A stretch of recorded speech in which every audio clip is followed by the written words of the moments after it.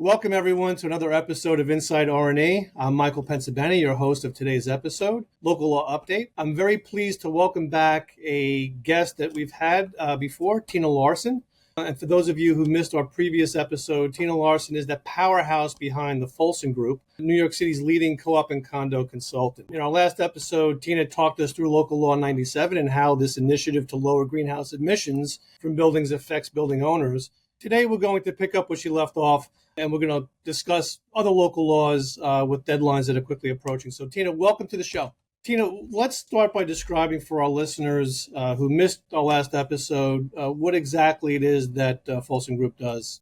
So the Folsom Group, we are a co-op and condo consultant. We also consult rental property owners, but primarily co-op and condo boards. We consult them on optimizing their buildings in two ways. Either reducing their expenses, their cost of their projects or their ongoing operating expenses, or helping them with their projects. And projects can be anything from electrifying the building, and we'll get back to that, to their facade repairs, to finding them a new property management firm, finding them a new security company, or overseeing their entire roof replacement or something like that. And how does that differ from what property managers do?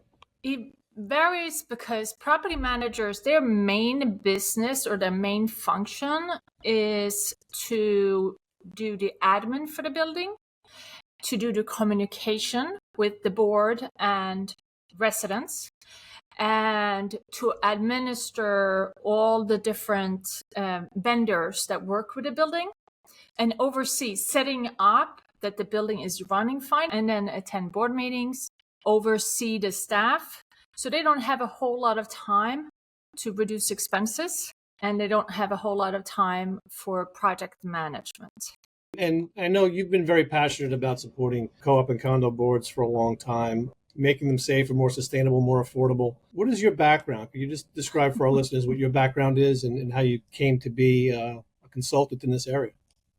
I can. So my husband and I, we worked on Wall Street for many years. We both had decades of experience on Wall Street. I was a business analyst. My husband has served many different functions, but he was also an analyst.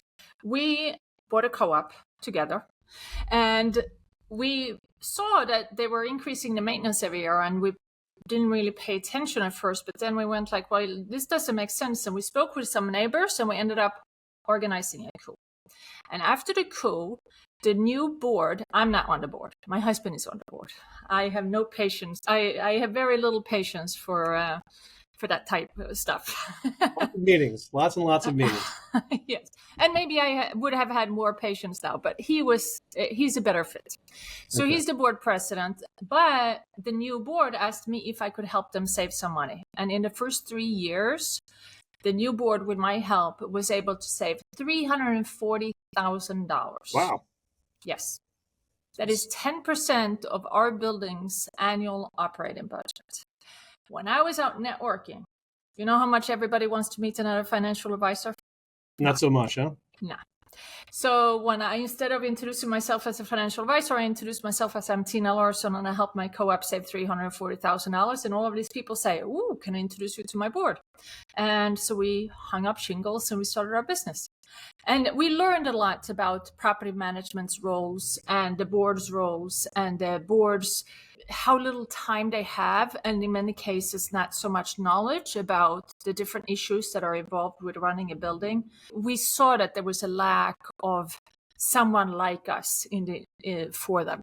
You know what? That's very important too, because in tying this with today's topic, with all of these local laws that are rolling out, I can tell you as an attorney, it's difficult to keep up with them all, and not only do they come out, but then they change in the middle. And these deadlines are quickly approaching. So I appreciate you coming on the show and maybe walking us through some of these local laws that we should be looking out for. What's the first one that comes to mind? Local Law 126. So Local Law 126 governs that all buildings with a parking garage the parking garage needs to be inspected before August 1st this year. So right now it's a little too late. Yes, before August 1st this year. And we have been speaking with engineers, and they're saying that they see a very high percent of garages that actually need to be shut down. Shut down? And as you know, as an attorney, very often the board rents out the garage to a third-party operator, and in that agreement, they have some kind of condition that they can use certain amount of spaces, right? Right. So it's a very complex. It's not only, you go in there and you repair the garage, but you also have the whole legal aspect with a third-party lessee, right?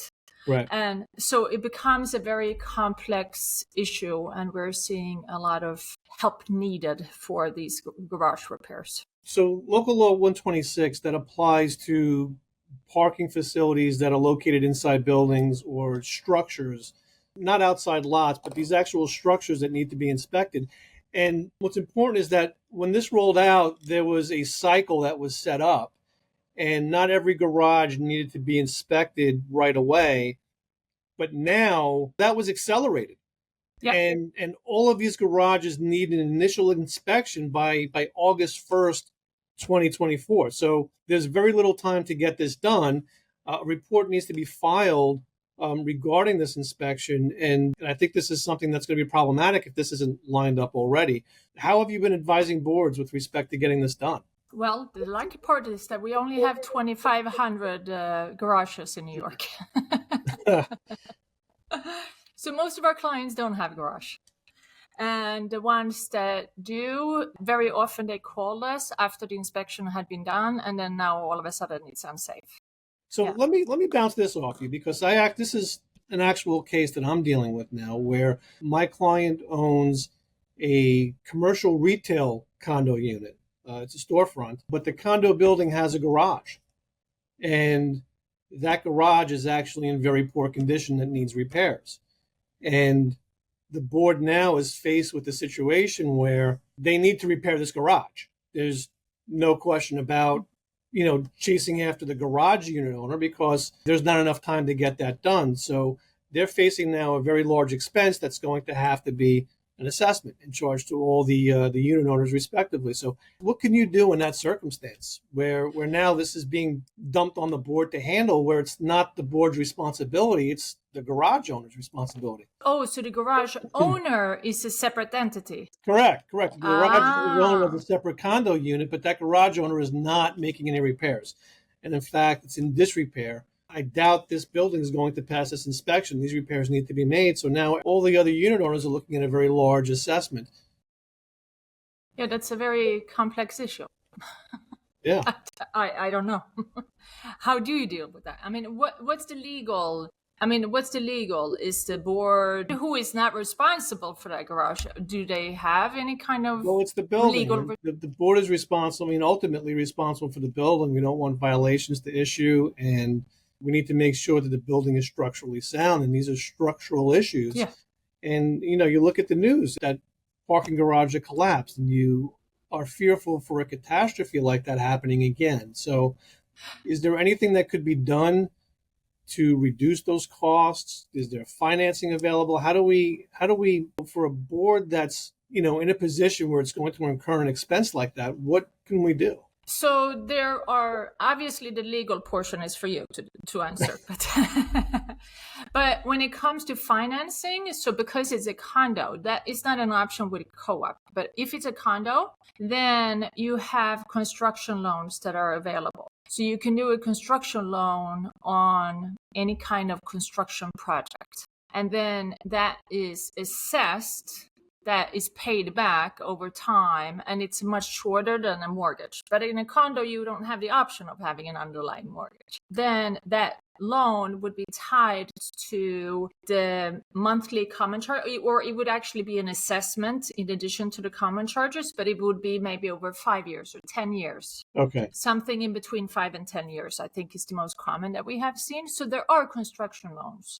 And you've worked with boards? Yeah, and that's the financing.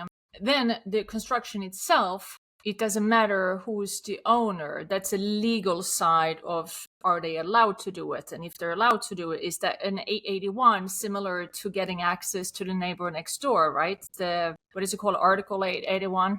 where the judge tells you that yes, you have the right to To access access, this. yeah, Yeah, that's RPAPL 81.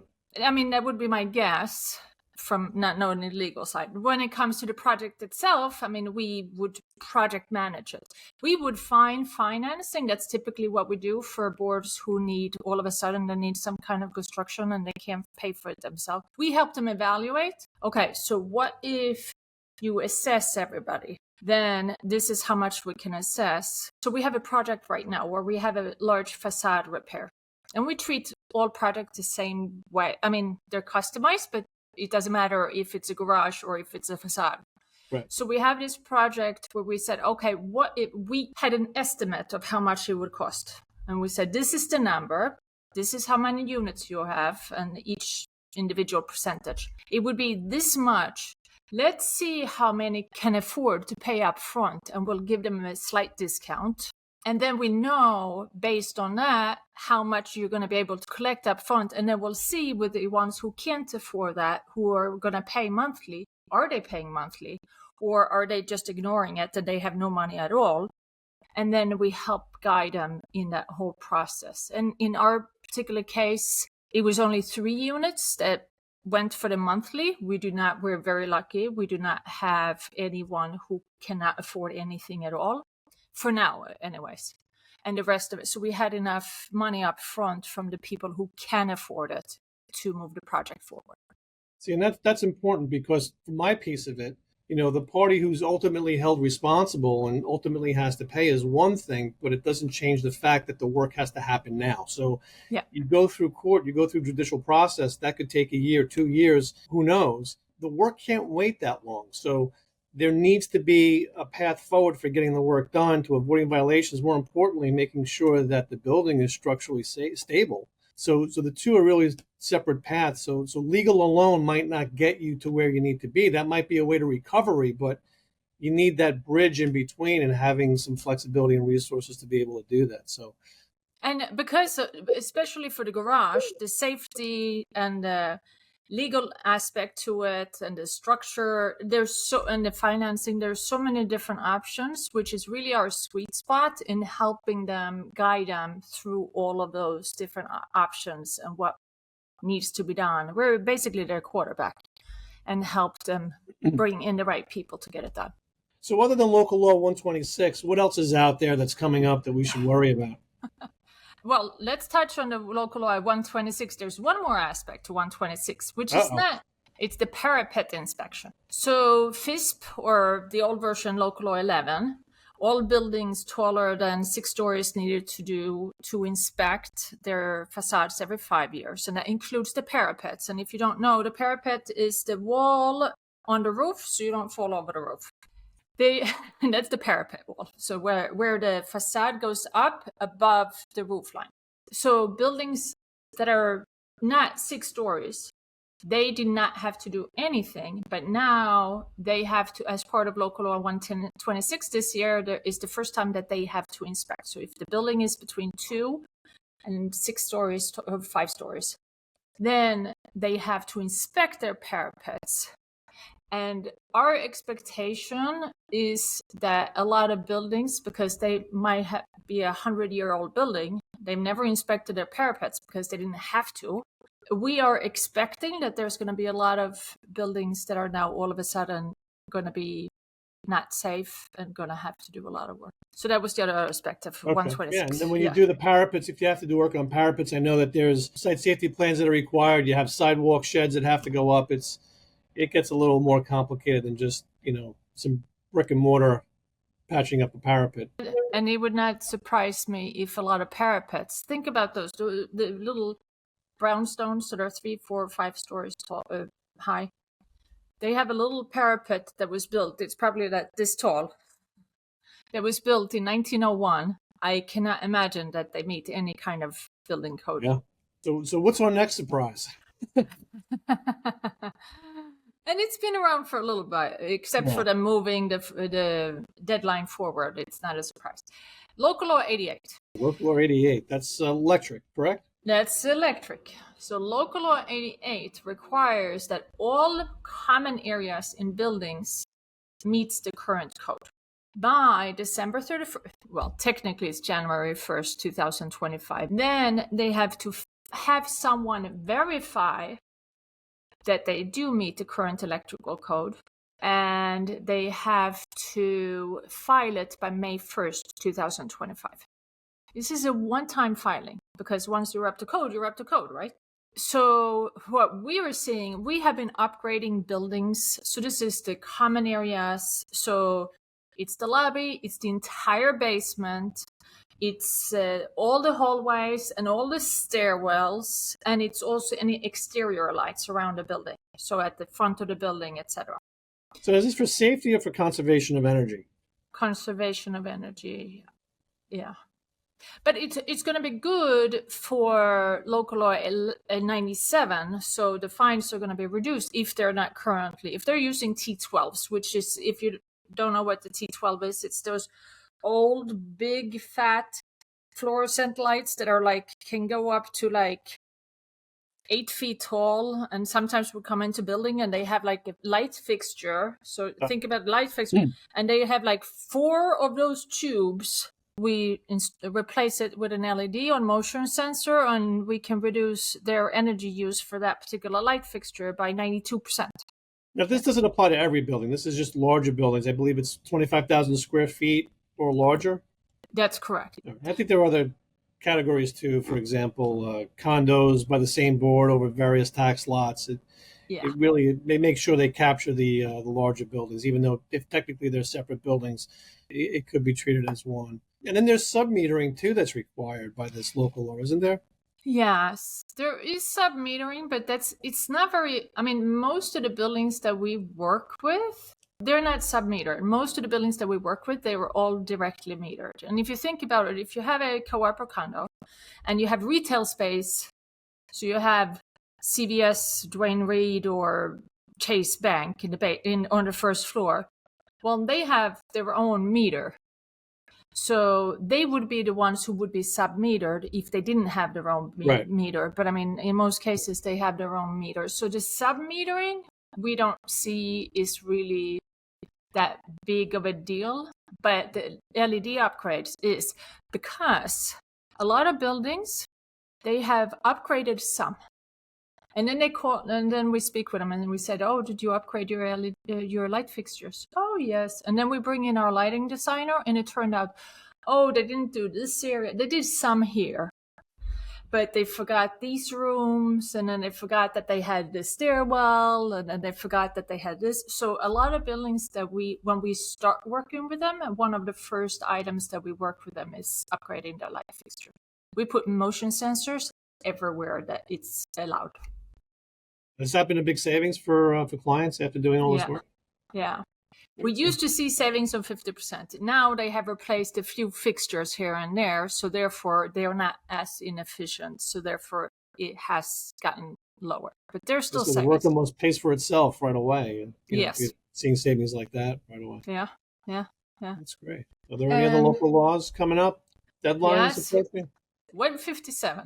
That's the gas detectors. That's right. Yes.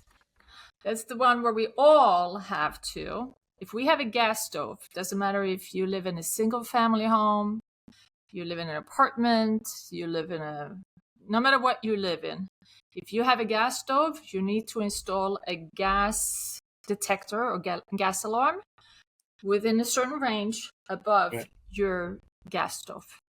And that needs to be done before May 1st next year. And think about it, if a co-op is not really responsible, so a co-op board is not really responsible for what they have inside of their apartments, right? But at the same time, they want to make sure that the building is in compliance. So when it comes to the smoke alarms and the carbon monoxide alarms, some buildings say, well, it's the responsibility of the apartment owners. True. But at the same time, the building wants to be safe. You don't want one apartment to have a problem and then the whole building. So you have a certain responsibility as a board. So therefore, very often, we always encourage boards to do that, to inspect, double check that they all have it. As of today, nobody except for me has a natural gas alarm. I wanted to test it myself. I wanted to test it. I wanted to see if it starts ringing when I boil rice. I just wanted to know how it works, right? How does that work? Is it like a smoke detector? You just pop it up on the ceiling? Yeah. Is it hardwired in anything, or it runs on batteries? Two ways. It can be done two ways. So there's a battery operated one, and there is a hardwired one. For obvious reasons, it's easier to do the battery operated one. Who wants to do a hardwired one? In the kitchen, you have to chisel all of this. It's a lot of work. But either way, they can come with that. You can have a subscription. You can have people who monitors the alarms so that it goes to a central station. So there are additional services that would make it even safer, but it's also very more costly. Yeah, so it can be set up just like your smoke alarm, battery operated right up above your stove. Do you see a lot of buildings just abandoning gas altogether? I know, clients that I've had who have had gas issues in their building, they just don't even want to mess with it, and they just convert over to electric, and everyone cooks on electric stoves. Yeah, it's very interesting, but those clients of yours are very lucky, because most buildings, in our experience, that were built prior to 1980 or so, they do not have enough electric capacity. So we have several buildings where they want to do that, and they can't do it. It becomes very cost prohibitive. We get that question often. People say, oh, what do we need to do this? It's not so easy. Well, it's certainly a lot cheaper to buy a cheap piece of equipment to hang on a ceiling on batteries than rewiring an entire building at that point, right? And think about it. I mean, how many people have an outlet near their stove? So if you have a gas range, in many cases, there's not even an outlet. So there's no electricity around there. So then you would have to have a dedicated line from your electrical box to the gas stove, or to the electrical stove. So, and then the building might not have enough capacity, or you inside of your apartment might not have enough capacity. So it becomes a little complex. Now, if they turn the gas off, of course it should be looked at. That is probably the easiest solution to that problem. Yeah, and that's what I'm seeing the switch over is when the gas is turned off because there's a leak, there's a problem, and you know what? If you're going to put money into the building, you're better off just going to electric and not dealing with gas anymore because of the risk associated with those problems occurring and all of these requirements that you now have to keep up with. Yeah, no, and I mean, we hear of, I'm sure that you hear of gas being turned off for 2, 3, 4 years. Yeah, because the city has to test every single pipe. They have to withstand certain pressure tests. And the problem is once the gas is turned off and the system's depressurized, it creates new leaks all over the place. It's a problem that can snowball very easily, and it's probably corrected easily with just switching over to electric. But as you pointed out, that comes at a cost too. So there might not be an easy fix at that point. So. It's definitely an alternative. Not like we had many years ago, we were in a basement to a prospect client, and we were there with a plumber, and the plumber said, do you smell that in the basement, right? And he said that they have a gas leak. So we told them, and they said, oh no, we've already looked at that. That's not a problem. And the plumber, he went like, and then 2 years later, we read in one of the magazines that they had to shut their gas down, and they had to pull all the gas lines were outside of the facade. That's where they installed them. Yeah, gas is definitely tricky, and something you want to handle very carefully and with proper guidance for sure. What are the local laws? I think local law 111, lead paint. Yeah, that's August next year. My understanding is that they're still working on the guidelines, or the reporting guidelines. So it's not really 100% set. Local law 111 is where all the common areas and all the non-owner occupied residences, so in rental buildings, or if you have like a sublet, you need to do lead inspection. But they haven't really set the guidelines. Does it need to be every 1 foot? Does it need to be tested, the railing? So I think that the guidelines have not really been set yet, but it could potentially be very expensive, which is why we want to be proactive about this, because it should really be put into the budget for 2025. Because if it's anything like asbestos, this might not be just as simple as a $20,000, and I'm just throwing a number out here. Let's say it's a $20,000 inspection, but what if it's found that they do have lead, is it then going to be a several $100,000 abatement? So we want to spread a word about this law, because even though it hasn't been 100% set yet, the reporting requirement, we want boards to be aware that it's out there so that they budget appropriately for 2025.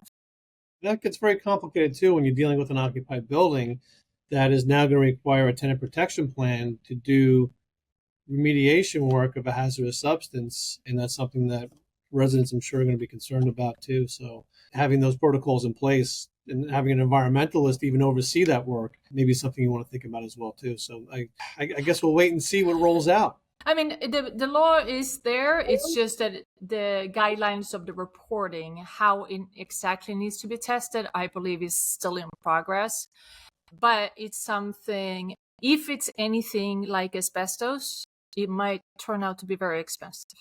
And I don't want to jinx anyone, so I don't want to say that it's going to be that expensive. But at the same time, it's good to be aware.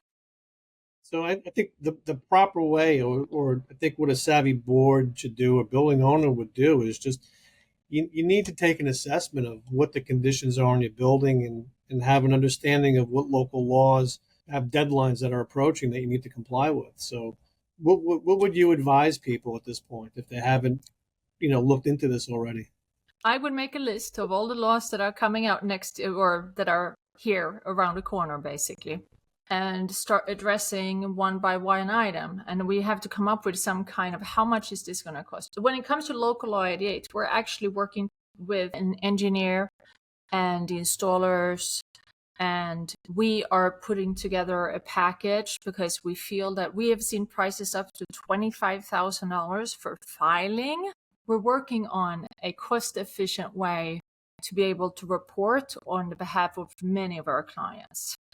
So we should have that ready soon, because $25,000 sounds crazy to us. But if you know approximately these laws, this is how much it's going to cost you. So we have a building, for instance, where they need to do some vault repairs, and we have an estimate of how much we think, without getting any bids, that is going to cost.